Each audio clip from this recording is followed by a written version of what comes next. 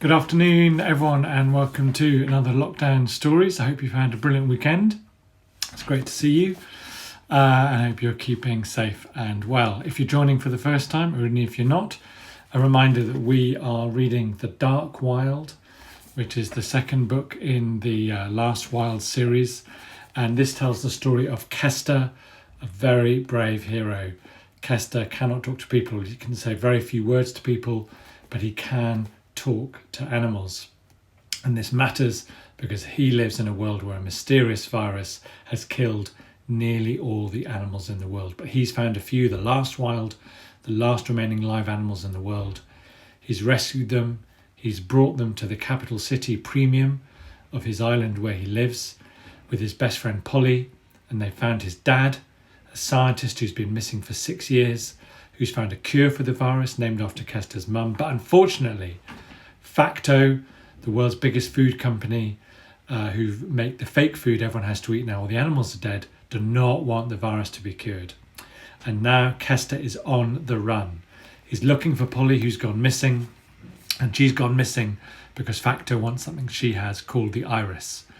In order to try and find her, they believe Facto have kidnapped her. They've just hijacked a train full of Facto formula, hoping to ransom the formula to find Polly. But there was no formula in the train. There were wolves who've come all the way from the ring of trees where Kester first met his precious animals, and they said they were answering a dark call. And now they've disappeared down a train tunnel, and Kester has gone after them. It's a short little chapter this week, but it's an exciting one. It's chapter 13 of The Dark Wild as Kester chases the wolves down the railway tunnel. I pedal as fast as I can up the track, my ripped scarf blowing around me as the bike swerves over the rails and bumps along the concrete sleepers in between.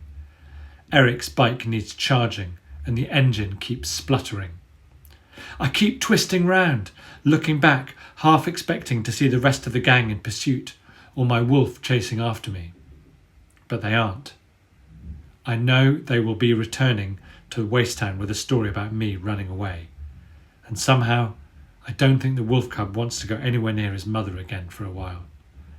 I just have to hope he can look after himself until I return. I have to find out the connection between this white dog and everything that has happened. The meaning of the whispers which brought a pack of wolves here from the ring of trees. Our one plan to get Polly and the iris failed because of them. I have to know why. As the tracks run on into this valley of stone brick walls, the lights of the city fade away. The only sense of being outside at all comes from the strip of purple sky I can still see, hovering above the orange glow of the city at night, crisscrossed by pylons and overhead wires. The mouth of the black tunnel ahead looms up to swallow me, just as it has the dog and the wolves. Riding inside, the rasping bike echoes against the damp walls, and the beam from the big salver lamp catches speed signs and giant air fans clogged with dust. Then, just occasionally, far ahead, the glimpse of a bounding dark tail. The overhead wires hum in the air, and my head is filled with the sound of wolves calling out to one another as they spread across the tracks in front. Talking seems to sap their energy though, and soon Mother's short commands fade to heavy pants and snarls. I am following the skitters of their claws on the polished tracks. I have to keep focused on the chase ahead.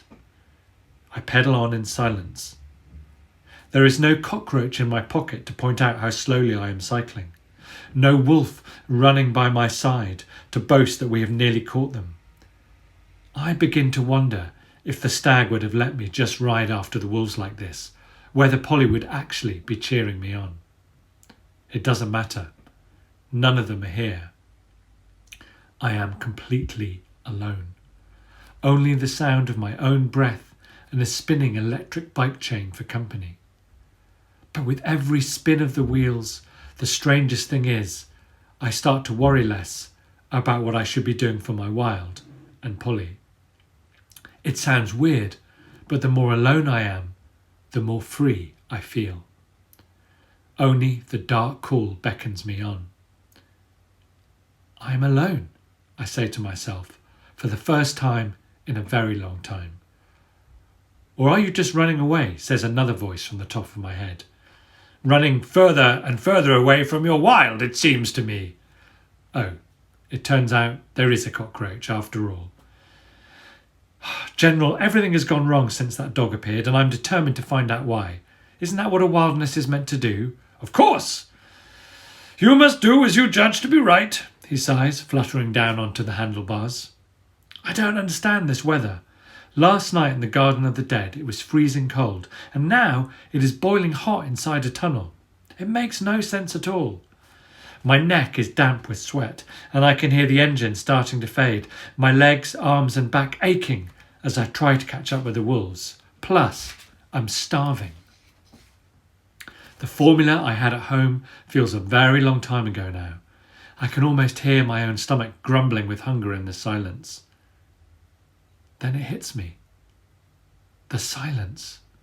I stop the bike for a moment, and with a groan, the big eye of the headlamp and the green frame light power down completely. I hold my breath.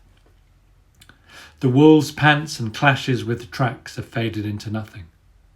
Nothing, apart from whispering.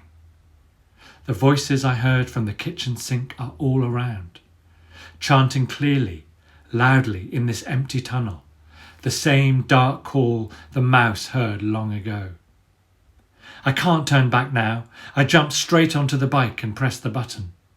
The engine splutters for a second and then fades back into nothing. I press the button again and again, but nothing happens.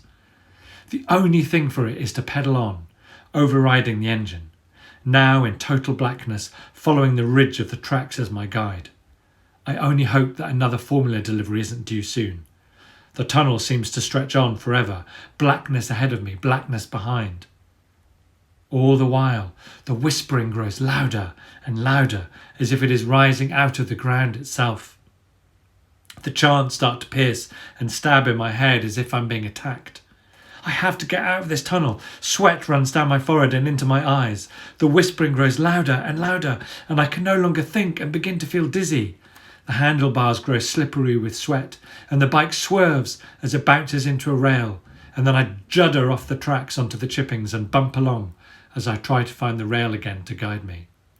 My foot sticks out in the dark, trying to feel for the metal rail, but the lines seem to be widening, drifting apart, and the bike is bouncing along the space in between the tracks when I hit the concrete block. A spare sleeper just chucked to the side. The front wheel hits it hard with a bump, and the back of the bike tips up, sending me flying over the handlebars. I thrust my arms out in front of my face, bracing for the fall, the cut and bump of sharp chippings against my head and hands. But they never come, because I'm falling and falling.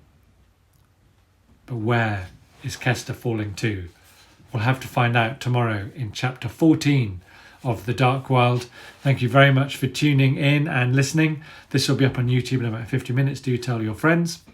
I know most people are watching it on there, but it's good to see some of you here. So we'll see you tomorrow. Take care. Bye.